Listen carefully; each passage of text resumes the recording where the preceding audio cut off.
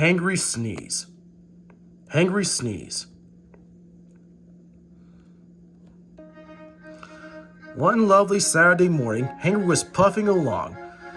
The sun shone, the sun shone, the fields were green, the birds sang. Hangry had plenty of steam in his boiler, and he was very happy. I feel so well, I feel so well. Trickety-trock, he sang. Trickety-trock, hummed the coaches. Henry saw some boys on a bridge. Beep, beep. Hello, boys, he whistled cheerfully. Beep. He called the next moment. Ouch! Oh! Ow! Ee! Ouch! Ouch! But the boys didn't wave and took his number.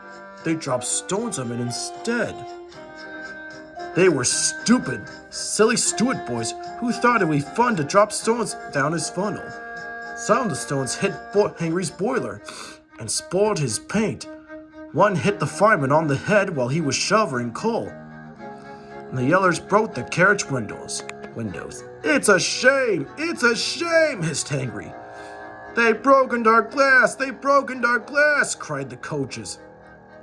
The driver opened his first aid box and bandaged the fireman's head, then planned what he was going to do.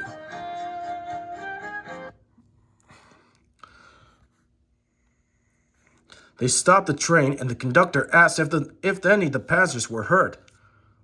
But no one was hurt, but everyone was really cross. They saw the fireman's bumped head and told him what to do for it, and they looked at Hangry's paint. Look here! This is too much! Call the police! Someone shouted angrily. No, said his driver. Leave it to Hangry and me. We'll teach these boys a lesson. What are you going to do? Someone asked. Can you keep a secret?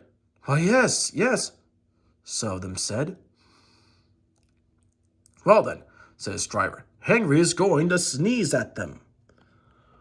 What? Someone shouted. The driver laughed. Hangry draws air in through his fire and puffs it out with smoke and steam. When he puffs hard, the air blows ashes from his fire into his smoke box, and these ashes sometimes prevent him from puffing properly. When your nose is blocked, you sometimes sneeze. If Hangry's smoke box is blocked, I can make air and steam blow the ashes out through his funnel. We will do it at the bridge and startle those boys. Hangry puffed on to the Terempus, where he had a rest. Then he took the train back. Lots of people were waiting at the station, but just before the bridge. They wanted to see what would happen. Hangry has plenty of ashes, says driver. Please to keep all windows shut until we pass through the bridge. Hangry excited as we are. Aren't you? Hey? And he patted his boiler, but Hangry didn't answer. He was feeling stuffed up. But he winked at his driver like this. The guard's flag waved, his whistle blew, and off they went. Soon in the distance they saw the bridge. There was those boys, and they all had stones. Are you ready, Hangry? Says driver. Sneeze hard when I tell you. Ready? Now, he said. He turned the handle. Huh? Achoo! Smoke and steam and ashes sprouted from his funnel. They went all over the bridge and all over the boys, who ran away as black as soot.